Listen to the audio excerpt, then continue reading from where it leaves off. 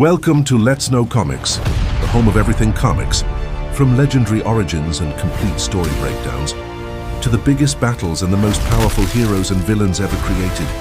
If you love Marvel, DC, Invincible, and everything in between, you're in the right place. Hit that subscribe button, turn on notifications, and let's dive into today's story.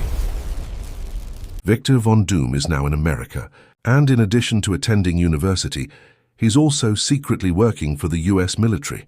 While it's not said explicitly, there are heavy hints that this is set during the Cold War. So the Americans are just recruiting Von Doom to be a step ahead of the Russians. Interestingly, while Doom doesn't typically speak highly about his time in America in his narration, he's almost nostalgic about this. Doom mentions that another student was offered to work for the military, but refused. And the interviewer, we still don't know who it is, asks about Reed Richards, fittingly. Since this is Doom's version, the way he tells it, Reed was pretty much inconsequential. This scene of them meeting for the first time is not compatible with the way it's shown in other retellings. But to be honest, I prefer this one.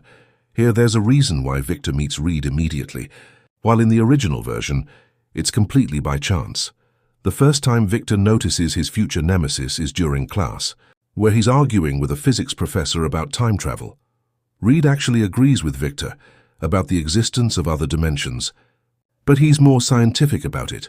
As for the social part of college, you can imagine that Doom was not a fan, but it's very interesting to read his thoughts on American society.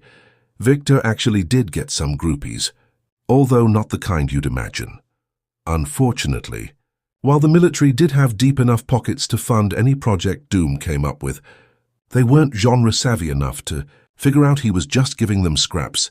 Better not think about what they would have done with a machine to contact the other world. Things were pretty uneventful the first 3 years, until Victor decided to attend a party. Told you he was a ladies' man. You might wonder why you've never heard of this girl.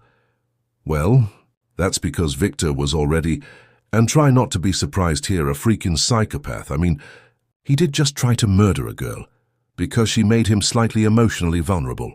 And the only reason he didn't actually kill her was a flashback to his mother and to the soldier he murdered in issue 1. Doom has actually convinced himself that the girl disappeared because she was overwhelmed by her shame. Yeah, not creepy at all, Doom. But according to one of the witnesses, this was actually the military trying to save face. Further proof that, even before the accident, Doom was not really all there. This is actually when Victor did his best work, from the prototype for his time platform to proto-Doom bots. Another development is that Reed has changed his mind about working with the military as a stepping stone towards the space program. We get the obligatory scene with Reed looking through Victor's notes. But it has two interesting twists. First of all, Dr. Doom, who's narrating this, is lurking around in full armor, reinforcing the idea that he's nostalgic about this era. But him focusing on the mirror is also foreshadowing. Second, and more importantly, this is basically the only time this scene does not include Reed warning Doom that he made a mistake in his calculations. Just that the equations don't make sense to him. I find this truly fascinating. Remember, this is Doom telling the story. While it's perfectly in character for him not acknowledging a mistake and to depict himself as smarter than Reed, this omission means that he can't blame him for the experiment's failure. Also, according to both Doom and his assistant, who is also being interviewed, the machine actually did work. Sorta, at least it doesn't immediately explode like it does in other retellings.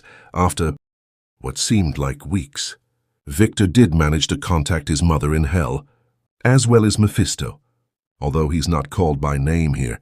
In other words, according to Doom, his experiment did work.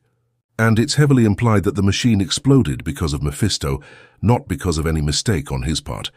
There's a lot to unpack here. Is this really what happened? Is it just wishful thinking on Doom's part? Unable to accept his failure? Another interesting point is that this leaves no space to blame Reed for the accident in any way. We get the obligatory scene with the bandaged Victor being expelled, once again with Dr. Doom lurking around mirrors, in possibly the best scene in the issue and perhaps the series.